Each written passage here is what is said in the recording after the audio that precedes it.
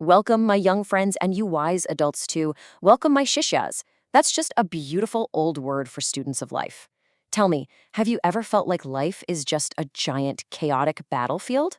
Like your toy room or your desk is an absolute mess, but inside your head? Well, whether you're navigating a tricky day at school or a super stressful day at work, this journey we're taking today is your guide to finding absolute peace right in the middle of that storm. So let's ask the really big question. Why does everything feel so overwhelming sometimes? Well, modern science actually has a name for this feeling. They use these big, fancy words like quantum probability overload or mental entropy. Basically, it just means our brains have way too many possibilities and worries bouncing around at lightning speed. But you know what's really fascinating? The ancient Vedic texts recognized this exact same struggle thousands of years ago, long, long before modern science ever gave it a name. And those ancient sources reveal a truly mind-blowing connection. The giant universe out there, what we call the macrocosm, it perfectly mirrors the inner universe of our very own minds, the microcosm. Think about it.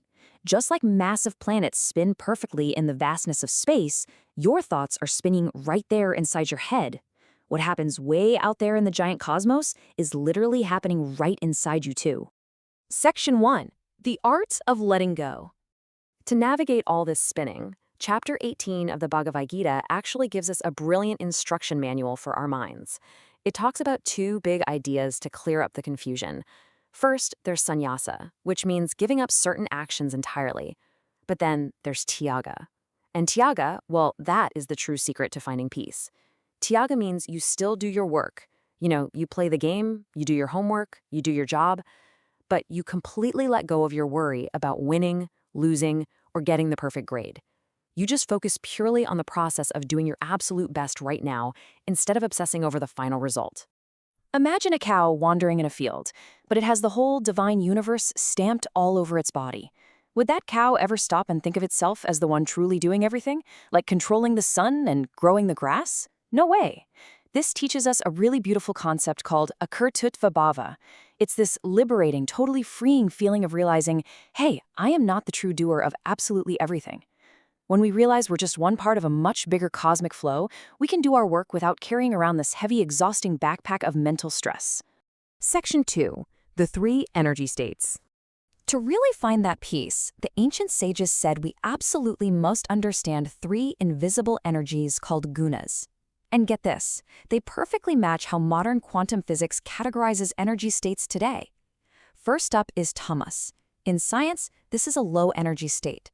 In daily life, it's that feeling when we're just lazy, sleepy, or really want to avoid doing our chores. Then we have rajas. This is the excited state. It's bumpy. It's like acting out of fear or having a massive sugar rush, or this desperate burning desire to win. Finally, there's sattva. In quantum physics, this is known as the coherent state, perfectly smooth, perfectly balanced. In our minds, sattva means doing your duty purely because it just needs to be done. You do it beautifully, you do it calmly, with absolutely zero selfish attachment. Section 3. Thermodynamics of the mind. You know how physical energy in the universe can never actually be destroyed, it only changes form? Well, our mental energy works the exact same way.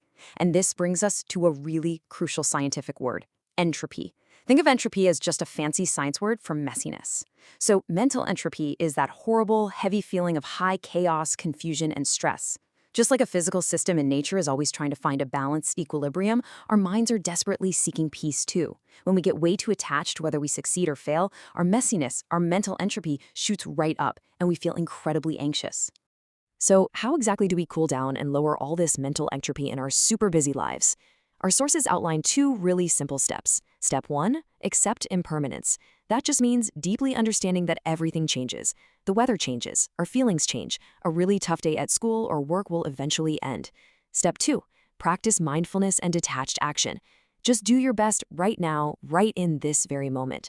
Fully accepting that things are constantly changing is actually the fastest possible way to lower your internal chaos and find lasting, solid peace. Section 4. Your cosmic duty. Finding that beautiful peace helps us discover something called swadharma.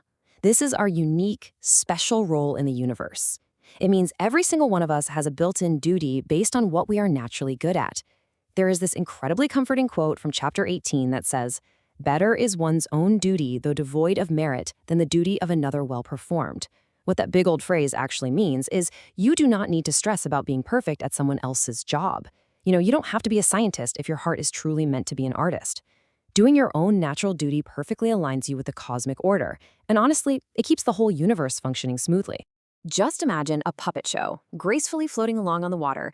This beautifully illustrates the final, most powerful step of our journey today: surrender. You see, sometimes we suffer so much because we think we have to tightly control every single string in our lives. But the Gita tells us we're kind of like puppets mounted on a grand cosmic machine, guided by a much greater divine will. By letting go of our tight grip, just dropping our ego and trusting the ultimate reality, we step right into complete quantum harmony and true liberation. Section 5. Questions for Self-Discovery. My dear Shishyas, we have covered the very fabric of the universe today, from ancient wisdom all the way to quantum science. But, knowledge is only truly powerful if we apply it. So, here's a question for you to gently ponder. When you are doing your schoolwork or playing a sport or grinding away at your job, are you trying to control exactly what the outcome will be? Or are you focused on just doing your absolute best right now?